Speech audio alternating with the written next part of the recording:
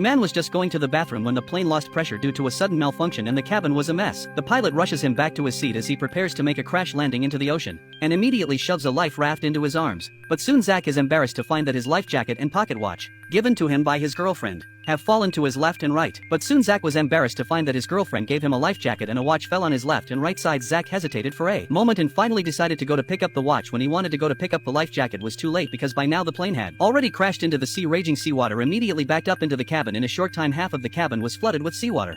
Zach was able to get out of the water and saw that the fuselage suddenly broke in the middle of the plane, so he had to go back into the water and turn on the life valve switch and then use the buoyancy of the life valve to float on the surface of the sea. But before he could breathe a sigh of relief, he realized that he was caught in the engine of the plane. Zach was so scared that he tried to swim out of the water, but luckily the engine exploded in a flash, which saved him from being killed. Zach climbed into the life raft and grabbed the ropes on both sides of the raft and was able to stabilize himself. Zach and his life raft were left to drift with the waves. When Zach woke up the next morning, he suddenly realized that he had been blown to a deserted island. Then he sat on the shore and picked up his pager, but it was soaked with seawater that he could not use it anymore. Then Zach took out the pocket watch that his girlfriend had given him, although it was also broken. But fortunately his girlfriend's picture was still on it. Then Zach saw two packages floating up on the shore, so he staggered over to them in his bare feet and picked them up, then dragged the life raft to the woods. That night, Zach suddenly heard a thud in the woods and grabbed his oars for protection, but the whole night went by without anything unusual happening. In the morning, Zach was even more miserable to find that yesterday's distress signal had been washed away half of the seawater,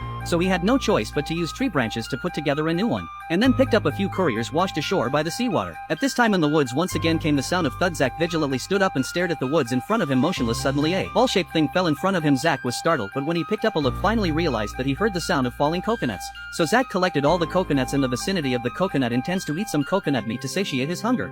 In order to explore this deserted island, Zach first put a few holes cut out of the coconut into a bag, and then leaned on a wooden stick to the other side of the deserted island, and soon he found a natural cave. Zach shouted a few times at the entrance of the cave, but no one answered, so he looked to the top of the mountain not far away. Climbed up to the top of the mountain will certainly be able to see the whole of the island, but when he managed to climb up to the valley to look at the whole desert island, but the sad realization that he is really the only one here.